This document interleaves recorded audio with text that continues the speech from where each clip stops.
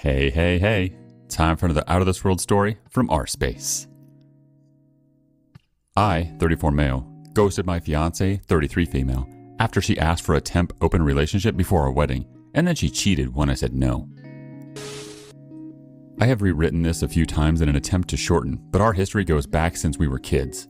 I'm looking for some advice as to what to do when I get home in 2 days.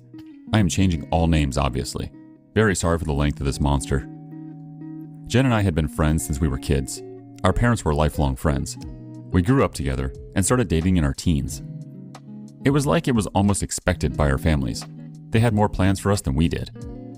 When I was going for my master's, I had to move to another city, and Jen remained in our hometown working on her nursing degree.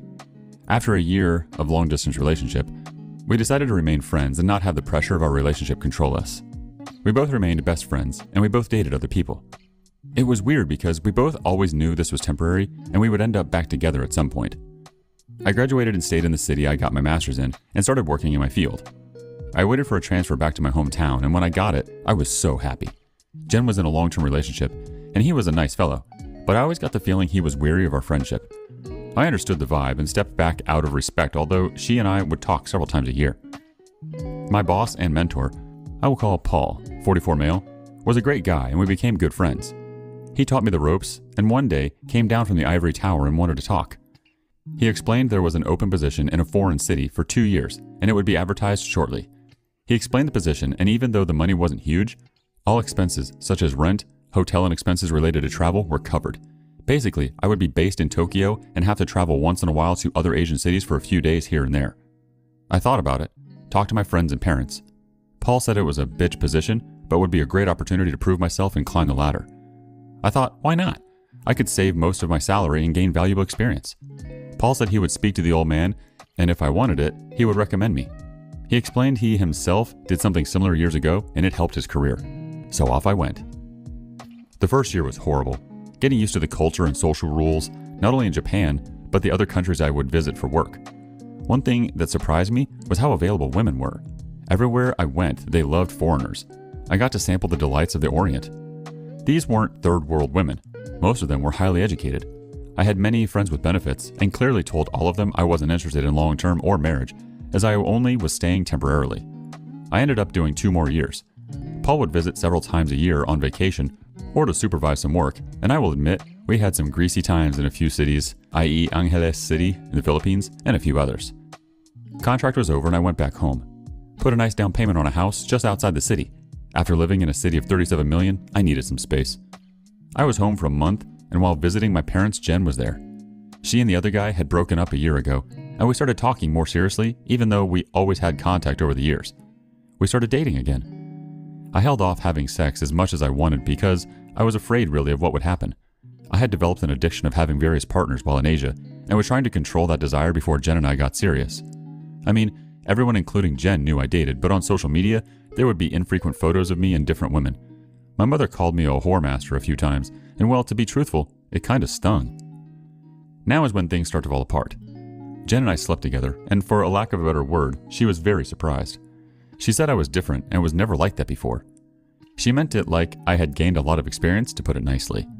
She asked me some questions, and I admit I did trickle-truth her. I didn't tell her the exact number, because even if it was divided by 3, it was scary. I had no doubt that I was and could be faithful to her. The seed I had inadvertently put in her mind that night would create some serious issues later. Now, of course, our families were thrilled we were together. It was always supposed to be this way. We were doing great, and after speaking to her parents, I proposed. She moved in, and everything was great. There were some what I thought were some red flags, like asking if I was happy with her. Fast forward to December of 2019. Wedding was planned June of 2020. We all know how 2020 went, don't we? Christmas was great, and close to New Year's, we would have the first D-Day. I was sitting down doing some work on the PC, and Jen and her cousin, Tammy, 32 female, were looking through some wedding stuff. I have also known Tammy since we were kids, and we were cool. Jen asks if we can talk, and Tammy walks into the living room and sits on the sofa. I went to sit at the table to talk to Jen. She starts by saying for me to not interrupt or freak out. She wants to talk about something. She then explains our difference in the bedroom, and says she believes I wouldn't be satisfied with her and eventually I would cheat on her, and she didn't want our future children and relationship to be ruined if I stray. So here I was thinking, great, I'm about to get dumped. Just as I am thinking things can't get worse, I hear the infomercial guy in my head. But wait, there's more. Jen asked me if I was willing to open the relationship so she could gain more experience and it would help her feel less insecure. She states I should not be worried, as I am the only man she ever loved, and that's why none of her relationships had ever led to marriage. I did agree with her on that point, as I felt the same. Now, of course, I think this is a joke, and she is not serious at all. This really can't be happening, right? Since this was a year and a half ago, I will try my best to recall the main points. She says she will only be with random people and never with someone we know or work with. It won't happen with the same person twice and no emotional connection. I was like, what the F? When I realized she wasn't joking, I lost my breath. Didn't think it was possible for a heart to skip a beat and jump to the center of my throat. I'm not an angry or violent person, but now I am yelling. I'm starting to understand why Tammy stuck around close by. I yelled, "Tammy, did you put her up to this?"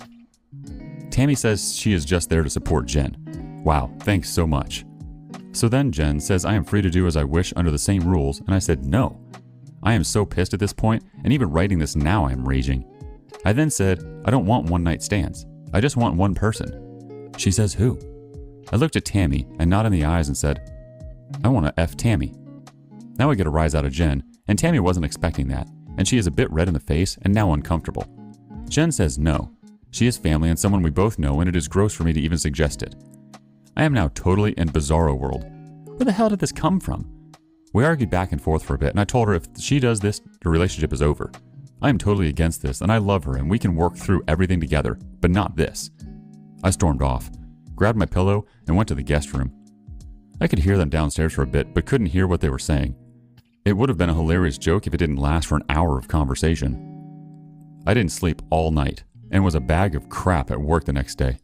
Jen started 2 weeks of night shift that day, so at least we wouldn't be home together for that time, and we could both cool down and revisit this later. Dinner would be in the fridge for me every day with an I love you note. She would text frequently, but I kept my answers short. Thursday night of the next week of her night shift, I go to the PC to work over some files, and I notice an email notification on her account, and it's a hotel reservation for a good hotel that's close to my office. I know it well, as I go often with coworkers. I'm thinking she is supposed to be working, but maybe she wants to apologize and take me for a night out. The next morning, I'm waiting for her text or call to invite, but only asking me how my day was. Then she says she's so happy she only has to work one more night of the night shift. How does she have one more night and a hotel reservation? I was sick, stressing in my office. Started looking through some dating sites, especially profiles with no pics. I can't find anything. Paul pops in and asks me if I want to go for lunch and sees I'm a mess. He asks what's up and I tell him.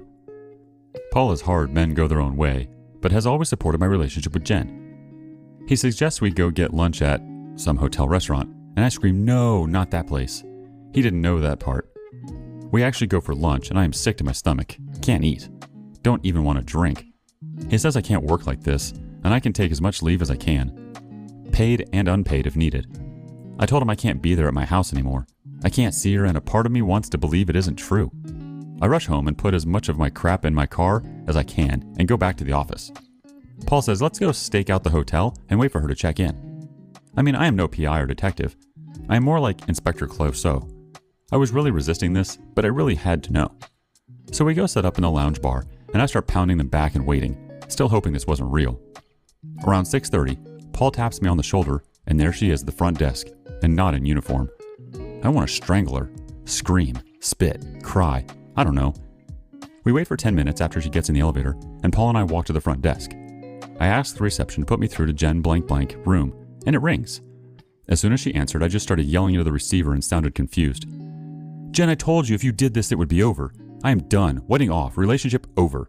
And I hung up and got my butt out of there. Now where to go? I went back to Paul's, and now my phone is lighting up.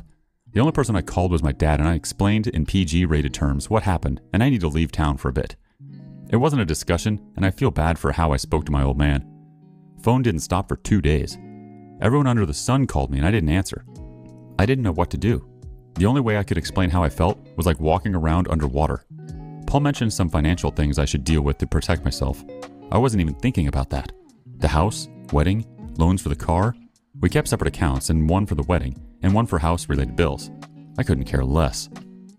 The next day, I emailed Jen and said this would be our last contact and I was leaving the city for a while, and the wedding and everything else was off. I called my dad back and spoke with him at length, and while he was crushed, he understood I needed time and space. He said he still hopes that we could work it out. 10 days later, I boarded a plane and traveled to Bali. I never answered any of her or anyone's messages or emails. I don't know if she left the hotel that night or stayed. I didn't care. I eventually landed in Bali and climbed into a bottle for the next month and went offline with the exception of my dad and work. Didn't even care if I got fired. I wish I could say I enjoyed myself, but was mostly just drunk. I felt a lot of rage and shame, and hate about how things went down. I kept in touch with Paul about my leave, and after 3 weeks he asked if I could run back to Tokyo to look after some things. We talked about the new global virus, and I mentioned coming back to Canada to settle things there, as I was hearing rumors of potential lockdowns. I got to Tokyo on March 1st, and it felt good to get back to work, even if it was just a little. After hearing lockdowns were coming, Paul mentioned me getting back to Canada, but I said, meh, it's only going to be 30 or 60 days. I need some time to plan my next move. 30 to 60 days. F me. I was still in Japan for another year before I got vaccinated, but by this time, I didn't really want to go home. My house was rented out, and I was talking to family but refused any info about Jen. On September 21st, I received news my dad had a heart attack and was doing well, but would need a triple bypass. This surgery is serious. Not as serious as it was 40 years ago, but I still wanted to see him, and just in case. I know when I get home, it is just going to turn into a crap show, and I really didn't want that. I just want to see my folks and thank Paul for all he has done for me, even as selfish as I was. But I know I'm going to have to see her, and I have no idea how I'm going to feel or think. I'm so sorry for the length of this. Even still, I left a lot out. Any advice, tips, or insults would be appreciated. I'm flying out in 4 hours and will land in about 24 hours. Update. After landing, I went to see my dad. He is looking good and actually looking forward to a surgery. Mom is doing well, but obviously masking concern. I spent almost the first 24 hours by his side, and I think we talked about everything under the sun. But nothing heavy. Don't want to stress him. Told him I am here for him, but I am using this trip to reorganize my life. Close some doors and open some new ones. On day 2, Paul and me met up at a local spot close to the office. Paul is already driving the booze into him already. We talked for a bit back and forth, talking about my dad, work, and he asked me if I had any contact with Jen, which I said no to. He then informs me the old man, the boss, wants to see me, but considering my father, it can wait. I know I am in deep and tell him may as well get it over with. I have a list of things I need to accomplish this month, and I may as well start knocking things off of it. Meeting Jen is one of them. I entered the office for the first time in what seems like forever. Many faces missing, a few new ones, and the usual suspects. A few people nodded at me and greeted me. We headed up to the old man's office, and I had never been there before. We walked in, and he motions for us to sit down. I had never spoken to the old man before. He does walk the floor from time to time, but people just part like Moses spreading the Red Sea. This is the conversation that followed. Old man: good morning, gentlemen. This is a closed meeting and anything discussed is private. Blah, blah, blah. The old man just starts going off on a rant about responsibility and dedication, and he does have some good points, I have to admit. He looks at Paul and asks why they should keep me around. Paul says, he does great work. He has saved accounts and acquired many new ones. Plus, we can't find anyone to do the job for the 20% below market salary like we are paying him. What the F? Then Paul and the old man and Paul start maniacally laughing, like that bar scene in the Goodfellas movie. The old man wipes away a tear from his eye and tells Paul that's why he's the best VP he has. I make a good salary, but come on, man. I feel quite slighted. The old man looks at me and leans in. Listen, kid, I know you had some problems with your woman, so let me give you some advice. He says some guy's name he is quoting. I don't know if I'm remembering word for word, but this is the gist of it. God gives women eyebrows, and she plucks them out and draws on new ones. God gives a woman a face, and she paints on a new one over it. God gives her breasts, and she buys a push-up water bra. God gives her a form, and still not satisfied, she buys slim-fitting clothes to change that form. If God himself cannot please her, then how can you? Brother, please don't kill yourself. Well, that kind of blew my mind a bit, I must say. The old man looks at Paul. I can trust you to handle this properly? Your mother will kill me if I have to fire you. So now it kind of hits me. They are effing related. Paul and I walk out, and I look at him and say, 20%, man? Really? He puts his arm around me and says, don't worry about that, I got you covered. So, am I getting fired or disciplined? No, dumbass. You're getting promoted. And he puts his arm around me and kisses me on the side of the head. You could have told me that beforehand, you dick. Nah, it was much funnier this way. I missed you, kid. Now let's go get effed up. It's 8:30 in the morning, Paul. Who does that? I do. You still have a lot to learn about enjoying life. Doesn't surprise me with this guy, really. What should I expect from someone who got all liquored up before on sake and got into a fist fight with a monkey, got his ass kicked as well, I might add, at the hot springs in Japan? We did end up getting pissed up. We talked about work and what was going to happen. We talked about Jen, and he advised me that I really should meet her and get closure. He said we both did stupid things, but we are good people. Once I get closure, then I will be able to move forward in my future without an anchor of emotion holding me back. He said once that is resolved, then we can talk about my employment future, what I want to do, and where I want to go. So that was checked off the list. At least I still have a job. Dad is looking good. There is still the matter of Jen, which has been consistently in my thoughts.